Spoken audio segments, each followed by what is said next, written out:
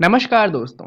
स्वागत है आपका एक और वीडियो में जहां पर हम शुरू करने वाले हैं हमारा 13th चैप्टर जिसका नाम है विद्युत धारा के चुंबकीय प्रभाव। अब ये जो अध्याय है यहाँ पर जो इससे पहले वाला अध्याय हमने पढ़ा था यानी कि विद्युत के ऊपर, उससे थोड़ी आगे की चीजें बताई गई हैं जहां पर हम ये जानने वाले हैं कि जो विद्युत होता है उसका चुंबक से क्या रिलेशन होता है। तो आज हम इसका करेंगे पहला भाग। चलिए देखते हैं इस पहले भाग में हम क्या जानने वाले हैं। इस पहले भाग में हम बेसिकली इंट्रोडक्शन लेंगे जहां पर हम ये जानेंगे कि इस चैप्टर में हमें आगे जाकर क्या क्या पढ़ना है। तो यहाँ पर हम जानने वाले हैं विद्युत धारा के चुंबकीय प्रभाव के बारे में थोड़ा सा इंट्रोडक्शन। तो चलिए इंट्रोडक्शन का स्टार्ट करते हैं एक फोटो से। यहाँ पर फोटो देखिए, फोटो आप देखेंगे तो दिखाया गया है कि एक बल्ब जो है वो ग्लो कर रहा है यानी कि बल्ब जल रहा है। तो ये क्या दर्शाता है? ये दर्शाता है इलेक्ट्रिसिटी को यानी कि विद्युत को। जैसा कि हमने जाना था विद्युत बहुत सारी चीजों के लिए काम आता है, जैसे कि हमारे घरों में जो लाइट होती है वो विद्युत से जलती है। उसके अलावा हम फोन चार्ज करते हैं वो विद्युत से चलता है। अभी आप इस वीडियो को जो स्क्रीन पर देख रहे हैं वो भी विद्युत की मदद से ही चल रहा है। उसके अलावा फ्रिज, एयर कंडीशनर, ये सारी चीजें विद्युत की मदद से चलती हैं। तो हमें इतना तो पता है कि विद्युत बहुत ही ज्यादा इंपॉर्टेंट होता है और उसका इस्तेमाल करने के लिए हम वायर्स का इस्तेमाल करते हैं जिनसे विद्युत जाता है। परंतु यहाँ पे बात यह है कि इन वायर्स का और ये जो मैग्नेट होता है उनका क्या रिलेशन है। दरअसल मैग्नेट की बात करें तो इसका हम खेलने के लिए इस्तेमाल करते हैं क्योंकि एक मैग्नेट से दूसरे मैग्नेट को हिलाया जा सकता है। और भी काफी सारे काम होते हैं, जैसे कि मैग्नेट का इस्तेमाल हम करते हैं गाने के लिए, यानी कि जितने भी स्पीकर होते हैं उसके अंदर मैग्नेट लगा हुआ होता है। तो मैग्नेट के अपने काम है और विद्युत का अपना काम है। पर इन दोनों में रिलेशन क्या है, आखिर इन दोनों को हम साथ में क्यों पढ़ रहे हैं? आपको ये जान के बहुत हैरानी होगी कि इनके बीच में कितना ज्यादा रिलेशन है। चलिए उसी को समझने के लिए हम दो चीजों की बात करते हैं जो इस अध्याय में हम पढ़ने वाले हैं। तो उसमें से पहली चीज तो है magnetic effect of electric current. Magnetic effect यानी कि मैग्नेट का मतलब हो गया चुंबक और इलेक्ट्रिक करंट का क्या मतलब हुआ, विद्युत धारा। तो इनके बीच में क्या रिलेशन है। दूसरा जो हम पढ़ेंगे उसका नाम है वैद्युत चुंबकीय प्रेरण। इसको हम इंग्लिश में इलेक्ट्रोमैग्नेटिक इंडक्शन के नाम से भी जानते हैं। दरअसल पहला वाला जो भाग है जहां पर मैग्नेटिक इफेक्ट की बात कर रहे हैं, वहां पे क्या होगा कि हम इलेक्ट्रिसिटी यानी कि विद्युत को देंगे तो उससे हमें मोशन दिखेगा यानी कि चीजें हिलेंगी, उन पे बल लगेगा। वहीं पे जो दूसरा है वैद्युत चुंबकीय प्रेरण, वहां पर हम ये जानेंगे किस तरीके से अगर बल लगाएंगे तो उससे हमें विद्युत मिलेगा। तो अभी शॉर्ट करने के लिए हम इसको कहते हैं MEEC और वैद्युतीय चुंबकीय प्रेरण को यानी कि इलेक्ट्रोमैग्नेटिक इंडक्शन को हम कहेंगे EMI। तो इन शॉर्ट ये जो पूरा चैप्टर होने वाला है इसमें हम सिर्फ इन्हीं दो चीजों को पढ़ने वाले हैं। तो चलिए शुरुआत करते हैं इनमें से एक को समझते हुए। EMI को रखते हैं अभी साइड में टेबल पे। अगर हम MEEC की बात करें तो इसका डेफिनेशन देखते हैं सबसे पहले कि वो क्या है।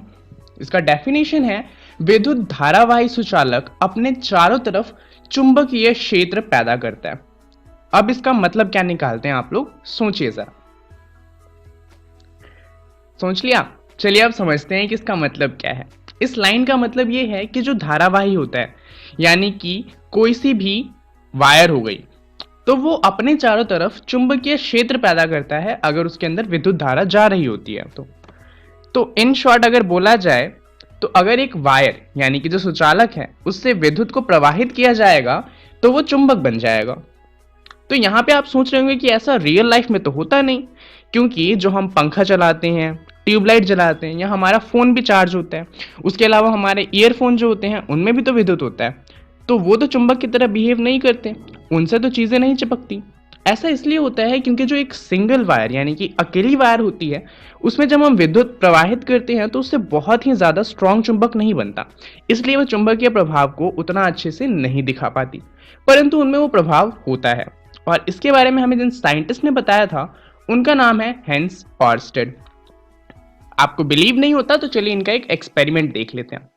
यहाँ पर आप देखेंगे कि हमने क्या किया, एक वायर ली और उससे विद्युत को प्रवाहित किया है और सेंटर में हमने रखा हुआ है एक कंपास। अब कंपास के बारे में अगर आपको नहीं पता तो कंपास क्या करता है, वो हमेशा नॉर्थ की दिशा में अपने आप को मोड़ लेता है क्योंकि जो हमारी धरती है उसका जो मैग्नेट है वो नॉर्थ की तरफ है। दरअसल हमारी धरती जो है वो खुद एक मैग्नेट की तरह बिहेव करती है। तो इसका मतलब क्या है कि कंपास हमेशा नॉर्थ डायरेक्शन में जाएगा और वो तब तक ऐसा करता रहेगा जब तक उसके आसपास कोई और मैग्नेट न लाया जाए। अब यहाँ पर आप देखेंगे जैसे ही हम वायर से करंट को पास करते हैं तो क्या होता है कि वो नॉर्थ दिशा से थोड़ी अलग दिशा में चली जाती है, यानी कि उसके आसपास कोई मैग्नेट आया है, परंतु हमने कोई मैग्नेट तो रखा ही नहीं। तो इसका मतलब यही निकलता है कि जो हमारा सुचालक था, जो हमारी वायर थी, वो चुंबक की तरह बिहेव कर रही होगी। तो यहाँ से हैंस ऑर्स्टेड ने जो अपनी थ्योरी थी उसको प्रूव किया। तो आपको एमईसी तो क्लियर हो गया होगा। चलिए अब बात करते हैं ईएमआई की। अब ईएमआई में क्या होता है, ये एमईसी का लगभग उल्टा होता है। जैसे कि अभी हम एमईसी में क्या पढ़ रहे थे कि वहां पर अगर करंट को पास करवाएंगे तो जो हमारा कंपास था वो मूव हो रहा था।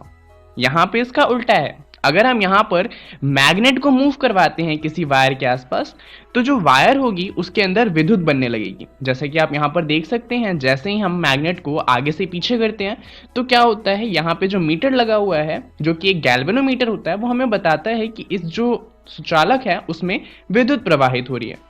और जबकि यहाँ पर कोई सी भी बैटरी नहीं लगी हुई है, मतलब इस चुंबक की वजह से इसमें विद्युत बन रहा है। अब जरूरी नहीं है कि आप चुंबक को ही मूव करें।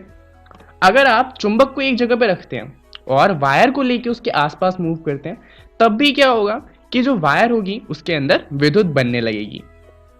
ये जो फिनोमिना है इसके बारे में हमें बताया था माइकल फैराडे ने।